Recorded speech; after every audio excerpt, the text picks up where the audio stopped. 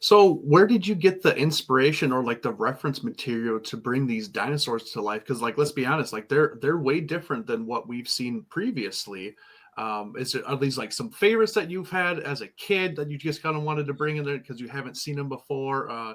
Did you look up books, check out a whole bunch of dinosaur books in the library and like, hey, Yeah. I'll just pick out some favorites? What was that process?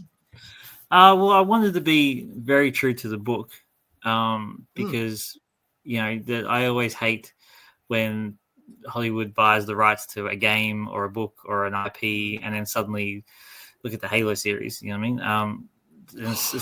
Suddenly, everything gets thrown away, and the filmmakers go, "Well, I did this because I wanted to make something for myself. I wanted to do it my way." And then I'm like, "Well, you should have gone and just done your own adjacent thing and called it not Halo and called it or not Star Wars or something else and made your own little thing over there and let the fans do it." So even though the book has it's not I would say it's as mainstream as Michael Crichton's Jurassic Park, and that's no offense to Ethan, but it definitely has like a nice cult status, his book, and definitely more since the trailer came out. So I really wanted to make sure that we stayed true to the book. And one of the big things in the book was like the raptors had feathers. I think even in the book, the T-Rex had feathers, but I know talking to Ethan himself, we both agreed that even now, since writing that book, the science has come back that T-Rex probably didn't have feathers, which I was kind of happy with, because doing feathers, I've realized now, is very, very hard. And I can see why no one has done it before. And especially when I'm an independent studio, I was like, oh my God. And at some point last year, all my artists were like, we could probably just not do feathers, and I was like, no, we're gonna do the feathers. We're gonna stick here and we're gonna do the feathers. So I wanted to keep it true to the book, and the Utah Raptors, which we see at the end of the trailer, are very much like the antagonist of the book, and I wanted to keep all that very true. So if you've read the book, the sense of the story is definitely still there. There's some scenes like just been completely lifted. There's scenes that have been combined, and that's something I really worked hard on. And the book has a great variety of dinosaurs in it already, so there was no point straying too much. I will touch on a lot of people on Twitter have sort of talked about the river scene in the trailer. There's a particular dinosaur that comes out and in the trailer out of the water, and in the book it's a Caprisuchus, which is a prehistoric crocodile type situation. And it's just, again, while I'm on air, I guess I'll talk about it. It's very interesting because it was in the script. I wrote the scene as it was in the book, and we shot it that way. There's even people referencing the word Caprisuchus in the dialogue and in the actors. And then we got to some test screenings, and it didn't really work as much as I wanted it to. And I sort of asked the test people watching it, I was like, why? And they're like, well, all up to here has been all these like amazing dinosaurs and feathered dinosaurs and crazy stuff, and they're like, oh, we feel like we've seen crocodile movies, we've seen Lake Placid and all their straight to DVD sequels, and we've seen like the crazy Croc vs Python and all those asylum type movies. They're like, so they were kind of like meh, and that was interesting to me, and that's why I always like to get advice. I'm definitely not someone that just goes, this is my way or the highway.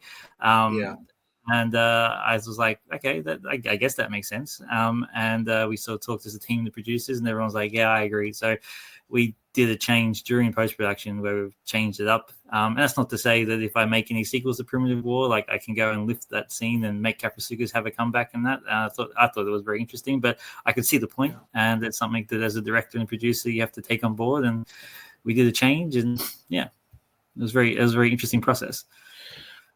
Feel free to not answer this and tell me to shut up. Is there a dinosaur you replaced it with that you're allowed to say? Well, it's in the trailer. Yeah. I mean, you can see what it is. Okay. I didn't know if, we're supposed to say the name or not. I don't know. What do you think it is? A Spinosaurus? Yes.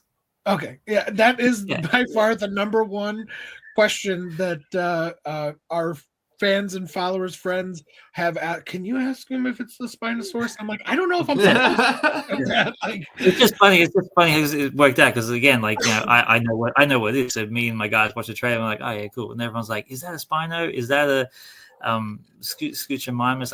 Not Scuchamimus. Something I can't pronounce it very well. Something that's very or Baron X, or is it like some people literally like, oh, what a crazy looking Caprosuchus, and they did a little sketch of like a Caprosuchus with a Spinosaurus thing, and they're like, oh, Luke's going crazy with these designs. I'm like, all right, conjecture is fine. I love conjecture because that's what the internet's for, right? Like, there's no point just being like, be very boring if everyone's like, this is the answer, and everyone's like, okay. But no, it's a Spinosaurus, and there's more to that shot than what you see in the trailer. And in the full shot, you would see the spine come up, and it's just funny how I didn't even think about it, and we just cut it quickly, and you don't really see the back of it, so people were conjecturing, and I was like, that's funny.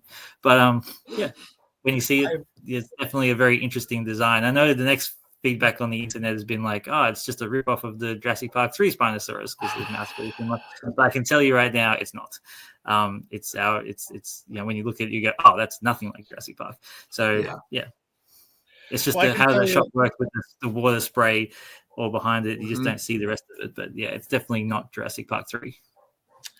Well, speaking of Jurassic Park 3, as you can see, I've got the poster. That made me fall in love with the Spinosaurus, and that is honestly probably the one reason why I probably will go see Rebirth, is just to kind of see what they do with these new Spinosauruses. But